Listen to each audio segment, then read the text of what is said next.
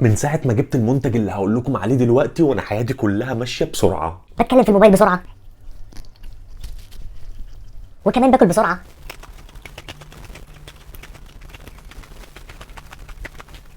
وبنزل وبطلع وبروح وباجي بسرعة. طبعا انت قاعد وعايز تعرف المنتج ده عبارة عن ايه. اهلا بيكم في فيديو جديد. انا رامي حمودة والنهاردة معانا منتج جامد جدا. النهاردة معانا باور بانك جوي روم سوبر فاست تشارجنج، والشعار اللي متعودين عليه من جوي روم وهو ميك تشويس بي سيمبل. وانا واحد من الناس بحب منتجات جوي روم جدا لانها بتخاطب الفئة السعرية المتوسطة بكواليتي عالي قوي. فيلا بينا نشوف مواصفات الباور بانك اللي معانا ومميزاته ايه. ما تنساش بس قبل ما تكمل فرجة على الفيديو تدوس لايك وتعمل كومنت وتعمل الحركه اللي بيقولوا عليها الاكسبلور. ويلا بينا نشوف المنتج بتاعنا.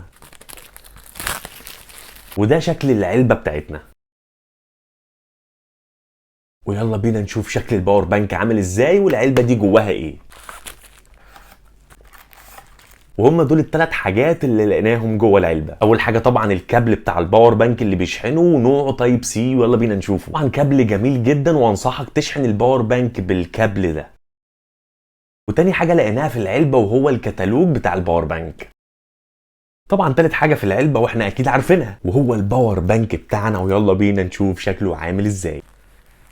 باور بانك شكله تحفه جدا. تعالوا بقى نشوف اهم مميزات وركز معايا في الباور بانك ده عامله ازاي. اول حاجه زي ما قلنا في اول فيديو، الباور بانك ده سريع سوبر فاست تشارجنج، يعني بيشحن موبايلك بسرعه وبيدعم الموبايلات اللي بتشحن شحن سريع. ولو ركزنا على المداخل والمخارج بتاعته هنلاقي ان احنا عندنا مخرجين يو اس بي، يعني ممكن يشحن موبايلين في نفس الوقت. ومش كده وبس، كمان احنا عندنا كمان والاهم مخرج تايب سي. زي ما انتم عارفين الكابلات الجديده دلوقتي زي كابلات الايفون المخرج بتاعها تايب سي، وده اهم ميزه فعلا في الباور بانك ده. ودي بالنسبه للمخارج، والمخارج هنا معناها اللي بتشحن موبايلك. تعالى بقى نتكلم على المداخل، ودي اللي بتشحن الباور بانك نفسه. زي ما انا قلت لكم الباور بانك بيجي معاه كابل تايب سي، معنى كده ان الباور بانك بيتشحن تايب سي. كمان في مدخل ميكرو اللي هو الكابل العادي، يعني انت لو معاك كابل عادي ممكن برضو تشحن الباور بانك. اما بقى الخامه المصنوع منها الباور بانك هو بلاستيك ضد الكسر، وخامته حلوه جدا وخفيف مش تقيل. وكمان هتعرف تاخده معاك في اي مكان حتى لو في جيبك عشان هو رفيع جدا، مش زي باور بانكات كتير بتبقى تخينه وتقيله ورخمه قوي لما بتاخدها معاك في مكان. اهم حاجه هنقولها دلوقتي، قوه الباور بانك 10000 ملي امبير،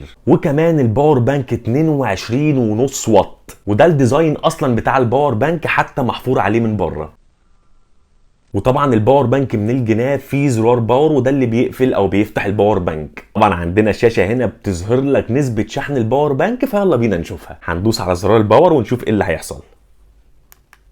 زي ما انت شايف كده في الباور بانكات التانية بيبقى النور عبارة عن لمض لون واحد، سواء اخضر او ازرق او ابيض. في الباور بانك بتاعنا النهاردة عامل لك الشرايط بتاعتنا نور الوان. لو الباور بانك منور احمر بس فده كده 25%، لو احمر واورنج فده 50%، لو احمر واورنج ولبني يبقى ده فعلا 75% زي ما احنا شايفين دلوقتي. اما بقى لو منور للاخر واخر نور هو الاخضر يبقى كده الباور بانك مشحون بنسبة 100%. بس كده ده منتج يستحق الشراء. لو عندك اي سؤال او اي تعليق اكتب لي في الكومنتات، وما تنساش تعمل لايك. سلام.